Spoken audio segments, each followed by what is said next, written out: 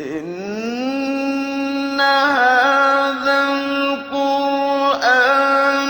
يهدي للتي هي أقوم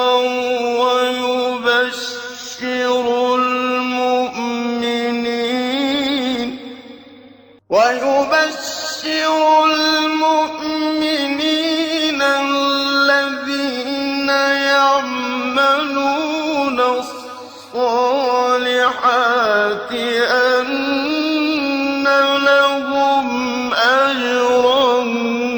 كبيرا. بسم اللہ الرحمن الرحیم. الحمد للہ رب العالمین وبہ نستعین وصلی اللہ وسلم علی سید الانبیاء والمرسلین وعلی آلہ واصحابہ اجمعین ومن تبعہم بإحسان الی یوم الدین. اما بعد، سلسلہ تفسیر کی یہ نشست نمبر 108 ہے سورۃ الحج کے اعتبار سے، اور اس نشست میں انشاءاللہ سورۃ الحج کی آیت نمبر 30 کی تفسیر ہوگی. اللہ رب العالمین نے ارشاد فرمایا: ذَلِكَ وَمَن يُعَظِّمْ حُرُمَاتِ اللَّهِ فَهُوَ خَيْرٌ لَهُ عِندَ رَبِّهِ وَأُحِلَّتْ لَكُمُ الْأَنْعَامُ إِلَّا مَا يُتْلَى عَلَيْكُمْ فَاجْتَنِبُوا الرِّجْسَ مِنَ الْأَوْثَانِ وَاجْتَنِبُوا قَوْلَ الزُّورِ. پچھلی نشست میں ذالک جو اسم الاشارہ للبعید ہے، اس سے متعلق میں نے کچھ گوشے آپ کے سامنے رکھے. اس کے بعد اللہ تعالیٰ نے فرمایا ذَلِكَ وَمَن يُعَظِّمْ حُرُمَاتِ اللَّهِ، یعنی جو حرمات اللہ، اللہ سبحانہ وتعالیٰ کے جو حرمات ہیں اس کی جو تعظیم بجا لاتا ہے، ان شعائر کا جو احترام کرتا ہے، فَهُوَ خَيْرٌ لَهُ عِندَ رَبِّهِ، اللہ سبحانہ وتعالیٰ کے ہاں، اللہ رب العالمین کے پاس اس کے لیے بہت ہی بہتر اس کا معاملہ ہوگا. اب غور طلب بات یہ ہے کہ یہاں پر جو حرمات ہے، حرمات اللہ کا معنی کیا ہے؟ اس سلسلے میں ہم دیکھتے ہیں کہ مفسرین کے پاس دو معانی ملتے ہیں. ایک وہ جسے مقاتل ابن سلیمان نے کہا رحمہ اللہ، 150 ہجری سن وفات ہے ان کا، وہ بلخ کے ہیں اصل میں. ان کی جو تفسیر ہے وہ ہے بہت مطول اور جو ہے یعنی مطبوع بھی ہے، لیکن ہمارے پاس نہیں ہے. لیکن یہ جو موسوعۃ تفسیر الماثور ہے، اس میں تقریباً جو ہے انہوں نے مقاتل ابن سلیمان کے تفسیر کو یعنی آیتوں کے ضمن میں اسے انہوں نے نقل کر دیا ہے. مقاتل ابن سلیمان نے اس آیت کریمہ کی تفسیر میں کہا کہ یعنی امر المناسک کلھا، یعنی مطلب یہ ہوا کہ ومن یعظم حرمات اللہ، اللہ رب العالمین کے حرمات کی تعظیم بجا لانا. کیا مطلب ہے؟ یعنی امور مناسک، حج سے متعلقات جو بھی چیزیں ہیں، حج سے متعلق جو امور ہیں، ان امور کا احترام، ان امور کی تعظیم بجا لانا، ان شعائر کا احترام کرنا، یہ مقصود ہے حرمات اللہ کا جو مقاتل ابن سلیمان نے کہا. اس سلسلے میں امام محمد ابن جریر الطبری رحمہ اللہ نے اپنی تفسیر میں جامع البیان فی تأویل عنائی القرآن تفسیر طبری اپنی سند سے ایک قول نقل کی ہے انہوں نے عبد الرحمن ابن زید ابن اسلم کا رحمہ اللہ، اور اس سند پر جو ہے شیخ احمد شاکر مصری رحمہ اللہ نے کہا کہ اسنادہ صحیح. عبد الرحمن ابن زید ابن اسلم رحمہ اللہ یہ بحیثیت راوی حدیث ضعیف ہیں، 182 سن وفات ان کا، 180 پر 2، لیکن تفسیر کے باب میں آپ کی نقولات بہت ہی ذکر کی جاتے ہیں. عبد الرحمن ابن زید ابن اسلم نے کہا رحمہ اللہ کہ الحرمات، کیا مطلب ہے اس کا؟ کہا کہ الحرمات سے مراد یہ ہے کہ المشعر الحرام، البیت الحرام، المسجد الحرام، البلد الحرام. کہا کہ ہؤلاء الحرمات. ان کے اس قول کا یعنی خلاصہ یہ ہے کہ جو یعنی منی، مزدلفہ، عرفات اور پھر اسی طرح سے خود مسجد حرام یا یعنی کعبۃ اللہ یا اس کی جو پوری مسجد ہے، احاطہ ہے، اور جو ہے حتیٰ کہ کل کا کل شہر مکہ، اس سلسلے میں کہا کہ جو ہے یہ حرمات اللہ میں سے ہیں، ان کی تعظیم بجا لانا، یہ سب شعائر میں سے ہیں، ان کا احترام کرنا جو ہے یہ مقصود ہے اس آیت کریمہ میں. یہ ایک قول ہے جو علماء کی طرف سے ہمیں ملتا ہے. اس قول کو رکھ کر کے ابن عاشور رحمہ اللہ نے ایک لطیف بات کہی. ابن عاشور رحمہ اللہ کی تفسیر سے متعلق تفسیر کہہ رہا ہوں، اس آیت کریمہ کی یا یہ جو آیات ہیں جس میں حج سے متعلق گفتگو ہو رہی ہے، ابراہیم علیہ السلام جو کعبۃ اللہ کے مؤسس ہیں وہاں سے جو گفتگو ہو رہی ہے، وَإِذْ بَوَّأْنَا لِإِبْرَاهِيمَ مَكَانَ الْبَيْتِ أَلَّا تُشْرِكْ بِي شَيْئًا. ابن عاشور کہتے ہیں رحمہ اللہ کہ جو ہے گویا کہ ذَلِكَ وَمَن يُعَظِّمْ حُرُمَاتِ اللَّهِ وَمَن يُعَظِّمْ حُرُمَاتِ اللَّهِ یہ معطوف ہے اسی پر وَإِذْ بَوَّأْنَا لِإِبْرَاهِيمَ مَكَانَ الْبَيْتِ، وہ یہ ربط پیدا کر رہے ہیں کہ اللہ سبحانہ و تعالیٰ نے جب کعبۃ اللہ کی تعمیر کا ذکر فرمایا اور پھر حج کا ذکر فرمایا، اور حج میں ہونے والے امور اور مناسک الحج کا جب اللہ نے ذکر فرمائے تو پھر اس کی عظمت کو بجا لانے کا بھی اللہ تعالیٰ نے یہاں پر حکم دے رہے ہیں، گویا کہ یہ اسی پر معطوف ہے۔ یوں ابن عاشور رحمہ اللہ نے کہا کہ اس طرح سے تنبیہ اور آگاہ کیا جا رہا ہے امت مسلمہ کو کہ وَمَن يُعَظِّمْ حُرُمَاتِ اللَّهِ، گویا کہ آج جب آیت کریمہ نازل ہوئی آج سے 1400 سال پہلے اور تا قیامت مسلمانوں کو یہ آگاہ کیا جا رہا ہے کہ جس طرح سے کعبۃ اللہ کی عظمت اور اس کی حرمت ابراہیم علیہ السلام کی شریعت میں جو بحیثیت حکم موجود رہا ہے، آج بھی اس کو بحال رکھا جائے، کسی طور پر بھی اسے پامال ہونے نہ دیا جائے، گویا کہ ایک طرح کی تنبیہ کی جا رہی ہے۔ یہ گویا کہ ابن عاشور رحمہ اللہ نے ایک طرح کا جو انہوں نے ان آیاتوں کی تفسیر میں جو کہا ہے کہ ان آیات میں جو بھی بات کہی جا رہی ہے اس کا تعلق صرف ابراہیم سے ہے علیہ السلام، اس شریعت سے متعلق نہیں ہے وغیرہ وغیرہ، گویا کہ اسے ایک تضاد نظر آتا ہے۔ اس لیے کہ یہ جو قول ہے ابن عاشور کا، یہ وہی قول ہے جسے ابن تیمیہ رحمہ اللہ نے بہت پھیلا کے بیان کیا تھا اور جسے ہم نے ایک راجح قول کے طور پر پیش کیا تھا اس کو، اور اس سے والی پہلے 2-3 تفسیروں میں نے کہا تھا کہ ابن عاشور رحمہ اللہ نے تنبیہ کرتے ہوئے کہا کہ ان آیات میں جو بھی مسائل بیان کیے جا رہے ہیں وہ شریعتی ابراہیمیہ سے ہی مختص ہیں، اس کو جو ہے مطلب عام نہیں ہے، ایسے آپ نے کہا تھا۔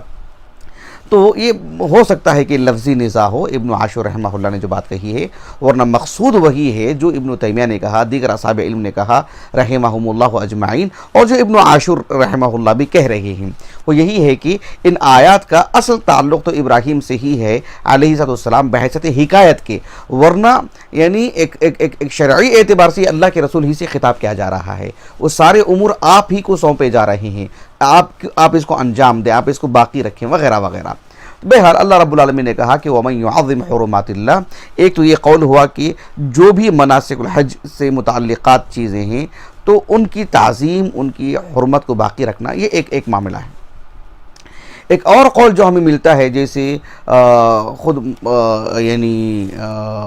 کیا کہتے ہیں موسوعۃ التفسیر المعصور والوں نے نقل کیا ہے عطا بن ابی رباح سے، امام مجاہد سے رحمہم اللہ اجمعین، دوسرا قول یہ ملتا ہے کہ المعاصی،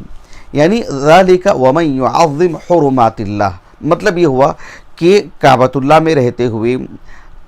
مسجد حرم میں رہتے ہوئے، یا بحیثیت ایک معتمر عمرہ کرنے کی غرض سے جو شخص وہاں پر ہے، یا حج کے ایام میں ایک حاجی جو وہاں پر ہے، تو وہ حالت احرام میں ایسی کوئی اس سے چوک نہ ہو جس سے جو ہے مطلب یعنی وہ امر اس سے پامال ہو جائے، وہاں نافرمانی سے بچے خصوصی طور پر۔ یہ جو ہے انہوں نے اس سے مراد لیا ہے کہ وَمَن يُعَظِّمْ حُرُمَاتِ اللَّهِ فَهُوَ خَيْرٌ لَهُ عِنْدَ رَبِّهِ، یہ ایک قول ہمیں ملتا ہے، جبکہ یعنی جمہور مفسرین بڑی تعداد میں اصحاب علم نے یہی کہا کہ اس آیت کریمہ کی تفسیر میں یہ دونوں باتیں ہیں، وہ بات بھی جو مقاتل ابن سلیمان اور عبد الرحمن ابن زید ابن اسلم نے کہا، اور وہ بات بھی جو عطا بن ابی رباح اور جو ہے اکرمہ نے کہا، یہ ہے کہ جو ہے اس میں جو مکان ہے اس کی بھی عظمت کو بحال رکھا جائے، اس کا بھی احترام ہو، وہ بھی ان شعائر کا بھی جو احترام کیا جائے، اور پھر کسی طرح کی نافرمانی اور جو ہے مطلب خلاف شرع بھی کوئی کام نہ ہو، دونوں چیزیں اس کے اندر آ ہی جاتی ہیں۔ اسی لیے آپ دیکھو کہ امام مجاہد رحمہ اللہ سے ایک قول ملتا ہے، جسے امام طبری رحمہ اللہ اپنی سند سے لے کر آئے ہیں تفسیر طبری میں، اور عبد الرحمن ابن ابی حاتم الرازی رحمہ اللہ بھی اپنی تفسیر القرآن العظیم میں لائے ہیں، موسوعۃ التفسیر المعصور والوں نے بھی نقل کیا ہے۔ وہ قول کیا ہے، امام مجاہد رحمہ اللہ کہتے ہیں کہ الحرمت، یعنی الحرمہ کیا مطلب ہے اس کا، کہا کہ مکۃ والحج والعمرہ۔ ایک تو یہ قول ہو گیا جو مخاطب ابن سلیمان اور عبد الرحمن ابن زید ابن اسلم نے کہا، امام مجاہد تو ان سے بہت پہلے کے ہیں، تو ایک تو یہ قول آپ نے نقل کیا، گویا کہ حرمات اللہ میں آپ نے ایک ساتھ دو بھی باتیں نقل کی ہیں، ایک یہ کہ الحرمہ مطلب یہ ہے کہ مکۃ والحج والعمرہ، اور ساتھ میں کہا وَكُلُّ مَا نَهَى اللَّهُ مِن مَعَاصِهِ كُلِّهَا، اللہ سبحانہ و تعالیٰ نے جس چیز سے بھی منع فرمائے ہیں کسی طرح کی بھی کوئی بھی نافرمانی نہ ہو، یعنی یہ امام مجاہد رحمہ اللہ کا قول ہے۔ اس قول کی مزید وضاحت اگر آپ دیکھنا چاہیں تو امام محمد ابن جریر الطبری رحمہ اللہ نے اپنی تفسیر میں اپنے ذاتی طور پر اپنا ایک موقف آپ نے بیان کیا، کہا کہ وَمَن يُعَظِّمْ حُرُمَاتِ اللَّهِ ومن يعظم حرمات اللہ کا مطلب کیا ہے؟ کہا کہ ومن يجتنب ما امر اللہ باجتنابه فی حال احرامها باجتنابه فی حال احرامه تعظیما منهم. مطلب یہ ہے کہ ایک شخص، ایک مسلمان وہاں پر ہے، مسجد حرام میں ہے یا منی مزدلفہ میں ہے، تو ومن یجتنب ما امر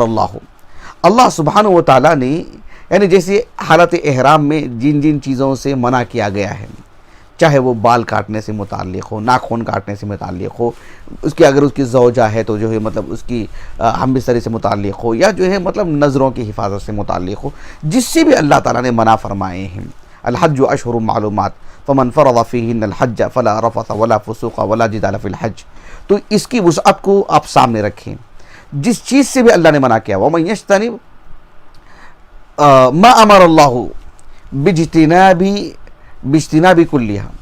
اللہ سبحانہ و تعالیٰ نے جس چیز سے منع کی ہے ان سب سے مکمل طور پر بچنا چاہیے. فی حال احرامہ تعظیما منہ، حالت احرام میں اللہ سبحانہ و تعالیٰ نے اسے جن امور کا پابند کر رکھے ہیں اس سے جو ہے کسی طور پر بھی خروج نہ کرے، اس سے باہر نہ نکلے، نافرمانی نہ ہو.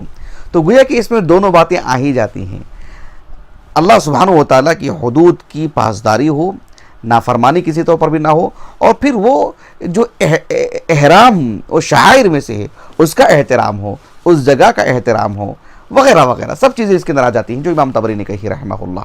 آپ دیکھو قاضی ابن عطیہ رحمہ اللہ نے اس آیت کریمہ کی تفسیر میں کہا کہ الحرمات المقصود ہا ہونا، اللہ نے کہا نہیں ومن یعظم حرمات اللہ. تو اس آیت کریمہ میں الحرمات سے مراد کیا ہے؟ کہا کہ الحرمات سے مراد ہی افعال الحج، حج سے متعلقات جو امور ہیں کہا کہ وہ مراد ہیں. ثم لیقضوا تفثهم ولیوفوا نذورهم ولیطوفوا بالبیت العتیق. کہا کہ پھر ویدخل فیہ، یعنی اللہ سبحانہ و تعالیٰ نے جو کہا حرمات اللہ ویدخل فیہا تعظیم المواضع، اور اس آیت کریمہ میں وہ ساری جگہیں بھی آ جاتی ہیں جو عظمت کی جن سے متعلق عظمت کی بات کہی گئی ہے کہ ان کی تعظیم بجا لائیں. صفا مروہ ہے، کعبۃ اللہ ہے، اور جو ہے مطلب منی مزدلفہ ہے، جو بھی اللہ سبحانہ و تعالیٰ نے جن کو مطلب قابل حرمت بنائے ہیں ان کی تعظیم بجا لانا وہ بھی اس کے اندر داخل ہے.